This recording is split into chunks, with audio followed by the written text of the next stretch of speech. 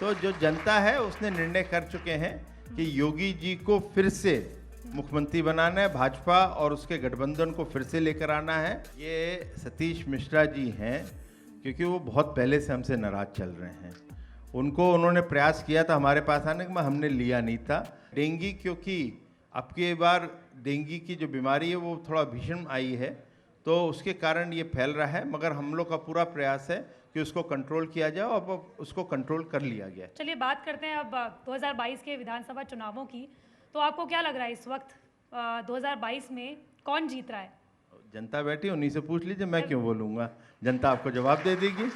तो जो जनता है उसने निर्णय कर चुके हैं कि योगी जी को फिर से मुख्यमंत्री बनाना है, भाजपा और उसके गठबंधन को फिर से लेकर आना है।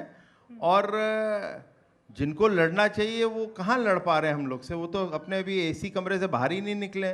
ट्विटर की लड़ाई और जमीनी लड़ाई में बड़ा अंतर है, हम जमीन पे हैं, वो ट्विटर पे हैं, तो अंतर बहुत है।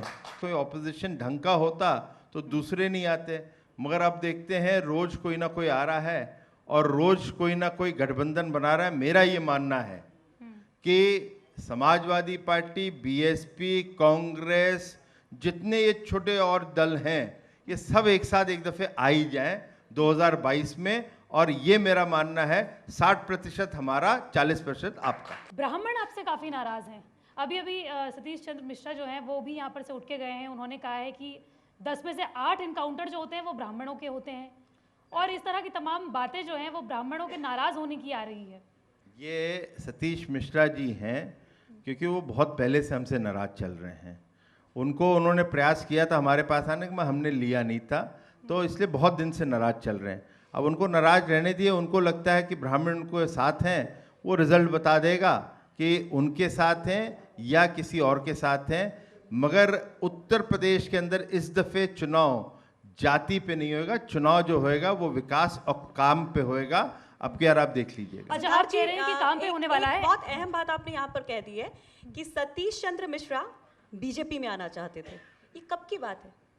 अब ये कुछ साल हो गए हैं। मैंने किस चुनाव के, मतलब ये 17 मेरे के चुनाव को के समय, एग्जैक्ट तो मैं बोलूंगा नहीं, मगर 2014 के आसपास जरूर रहा। अच्छा, तो 2014 के समय, तो मतलब ऐसा क्या हुआ, मतलब ठीक ठाक तो परफॉर्मेंस था साथ में? तो जो कमरे की बात है वो अब आपको पूरी डिटेल में बता दूं, ये तो सही नहीं होएगा, मगर इतना जरूर बता रहा हूं, आने के लिए बहुत लोग व्याकुल थे, उनमें से ये भी थे। तो कुछ और नाम भी डिटेल मैंने कहा, जो निकल गई बात उसको छोड़ दें, मगर उनकी नाराजगी जो है वो सामने है। किसानों के मुद्दों को आप जल्दी से क्यों नहीं सुलझा रहे हैं, और वो वेस्टर्न यूपी में आपके लिए कितनी मुश्किलें खड़ी करने वाले हैं? नहीं, हमें तो कोई मुश्किल नहीं दिख रही है। और टिकैत साहब से आप जाके पूछिए, जो सरकार बिल लेकर आ गई, आप उसको मान क्यों नहीं लेते? इतना अच्छा बिल है, उससे किसानों का लाभ है, तो इसमें हम तो सुलझाने के लिए बैठे हुए, हम तो सुलझा के बैठे हुए हैं। उनको बोल रहे हैं आप समझ लीजिए, वो समझ जाएं तो बहुत अच्छा है। 22 शायद दिखता है, कुछ पॉलिटिकल पार्टीज चाहती हैं कि टिकैत जी खड़े रहें, वो खड़े हैं, मगर अदृश्य रूप से वो समर्थन है उनका, तो करने दे, चुनाव है। अब मैं आपको थोड़ा से एनसीआरबी के कुछ आंकड़े मैं आपको थोड़े बहुत बता देती हूँ, क्योंकि समय हमारे पास हमेशा कमी होती है। लेकिन भारत में जो 80 मर्डर्स डेली जो है वो रिकॉर्ड किए गए हैं, और उसमें उत्तर प्रदेश जो है उस नंबर 1 पर है। और अगर अपराधों के मामले में, और अगर महिलाओं के खिलाफ अत्याचार और अपराधों के मामले में, यूपी जो है वो एनसीआरबी के रिपोर्ट के मुताबिक काफी हाईएस्ट नंबर पर है। आप पहले जो नंबर पे उसका नाम दीजिए। नहीं, मैं ये मैं पूछ रहा हूँ ना, हम नहीं है पहले नंबर पे। पहले नंबर पे और पहले 3 नंबरों में कांग्रेस की एक सरकार है और एक मिली हुई सरकार है, उसके बारे में बोलिए ना, हमारे बारे में क्यों बोल रहे हैं? मर्डर्स के मामले में तो यूपी नंबर 1 पर है। यूपी 24 करोड़ का है, हो सकता है, लेकिन आज की डेट में उत्तर प्रदेश के अंदर जो गैंग वॉर था, उत्तर प्रदेश के अंदर जो एक माफिया का राज चलता था, वो सब खत्म है, और उसके अनेक उदाहरण हैं। लेकिन आप लोगों की रोमियो स्क्वाड का क्या हुआ? क्योंकि इस एक साल में 66% मामले महिलाओं पर अत्याचार के बढ़ गए हैं। जो महिलाओं के अपराध हैं वो कहीं आप 2016 की तुलना से अभी करेंगे तो हम लोगों ने उसमें गिरावट 36% लेकर आए हैं, वो भी आप देखिए।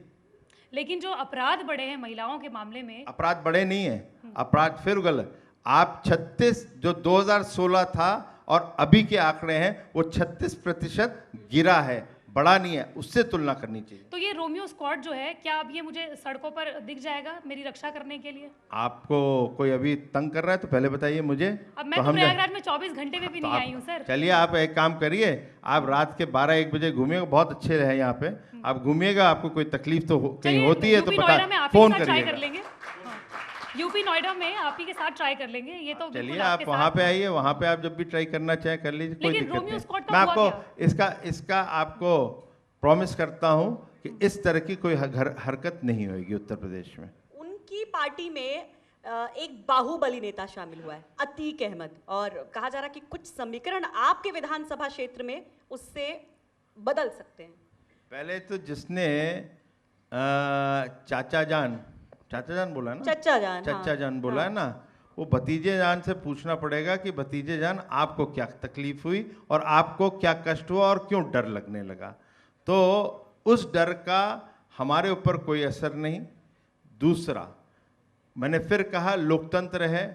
अब अतीक अहमद एक या जानते हैं सब लोग, माफिया हैं, अभी जेल में हैं।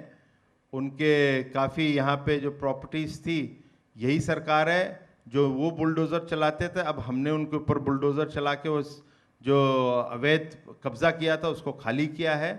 और कोई भी उनकी तरफ से लड़े, वो तो जिस पार्टी से लड़ेंगी या नहीं लड़ेंगे उनको देखना है, हम उस पर क्या बोल सकते हैं। मगर इतना ज़रूर है, जनता जो है उनसे त्रस्त जरूर है।